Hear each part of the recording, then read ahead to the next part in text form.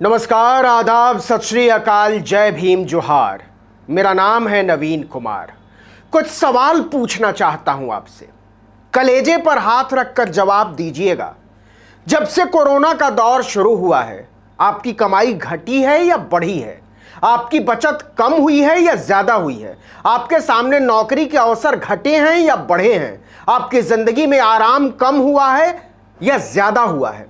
आपका जवाब क्या है मैं समझता हूं, लेकिन क्या आप जानते हैं कि जब आपकी नौकरी जा रही थी, आपकी कमाई लुटी जा रही थी, आपकी बचत में आग लगी हुई थी, तो भारतीय जनता पार्टी नाम के एक राजनीतिक दल ने नोट छापने का कारखाना खोल रखा था। और यह वो हिसाब है जो बीजेपी ने कागज पर दिया है, जो किसी लिखत पढ़त का हिस्सा ही नहीं, उसका तो हिसाब जाने ही दीजिए। बीजेपी की सालाना ऑडिट रिपोर्ट कहती है कि भारतीय जनता पार्टी की कमाई सीधे 1.5 गुना हो गई, और 1.5 गुना का हिसाब देख लेंगे तो माथा पकड़ लेंगे। 2410 करोड़ से सीधे 3623 करोड़। आप कहेंगे इतना नेटवर्थ तो भारत में अच्छी खासी विशाल कंपनियों का नहीं है। मैं तो कहता हूं कि भारतीय जनता पार्टी को कंपनी बनाकर अपना आईपीओ बाजार में उतार देना चाहिए। क्या जोमेटो और पेटीएम की साख है जो बीजेपी की है? 50% सालाना ग्रोथ की गारंटी मिले तो एप्पल, गूगल सबकी बैंड बज जाएगी।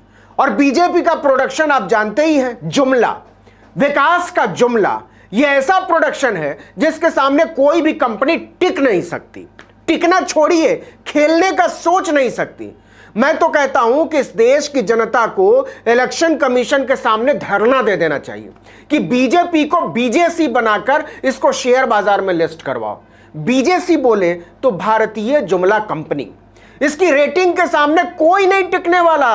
मैं बोल रहा हूं, मैं कह रहा था कि जब आप लुटे जा रहे थे, और थे क्या, लुटे जा रहे हैं, तब बीजेपी की 5 अंगुलियां घी में थी और सिर कड़ाही में। 2410 करोड़ से सीधे 3623 करोड़। अलग से नोट छापना पड़ गया होगा रिजर्व बैंक को। मतलब नोटबंदी के बाद से जनता कंगाल होती गई और भाजपा मालामाल। और अब तो वो पार्टी से ज्यादा नोट छापने की मशीन बन चुकी है। राम नाम जपना पराया माल अपना गाने को अब जाकर अर्थ मिला है, वो भी इतना आध्यात्मिक, पवित्र और शुद्ध। फिर से भाजपा की कमाई पर आते हैं। 50% की बढ़ोतरी तो समझ लिया आपने। जब कमाई बढ़ती है तो खर्चा भी बढ़ता है। घर बड़ा हो जाता है, गाड़ी लंबी हो जाती है, सूट बूट नौलखा हो जाता है, चश्मा, घड़ी, टोपा महंगा हो जाता है। तो भाजपा का भी खर्चा बढ़ा। 1200 करोड़ रुपया का फायदा कमाया तो उसी हिसाब से उड़ाया भी। भाजपा ने अपने बैलेंस शीट में दिखाया है कि उसने पिछले वित्तीय वर्ष की तुलना में 64% खर्च ज्यादा किया।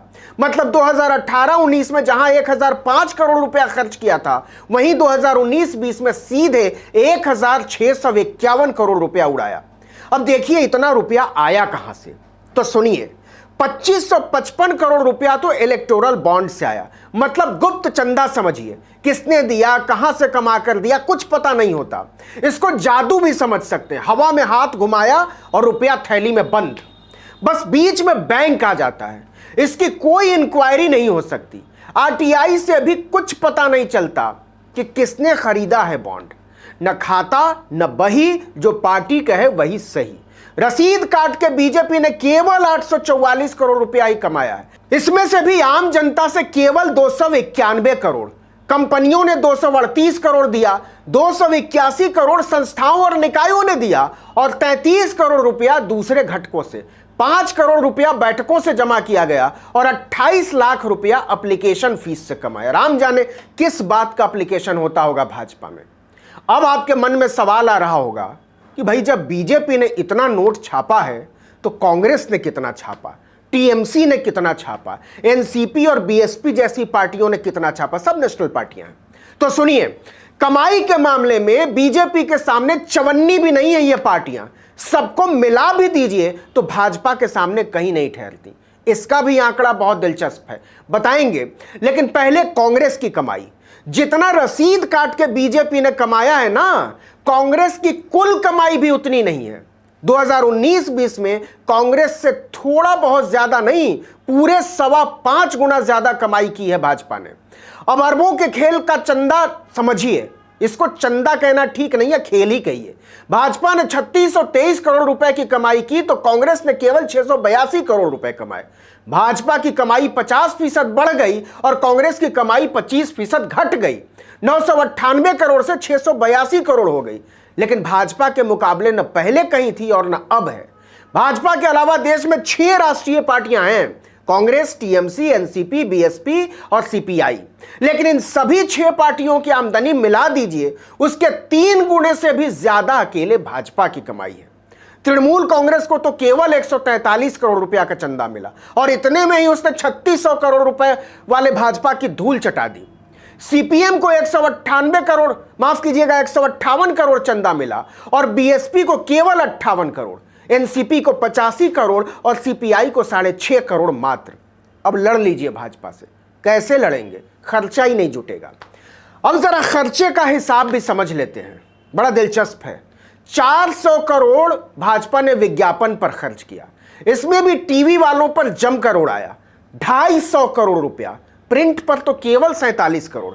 लेकिन जो दिलचस्प हिसाब है वो ये कि भाजपा के नेता हवाई यात्राओं के बेहद शौकीन हैं, रेलगाड़ी वगैरह में घूमना पसंद नहीं करते। नेताओं की हवाई यात्रा पर ही पार्टी ने 250 करोड़ से ज्यादा उड़ा डाले एक साल में।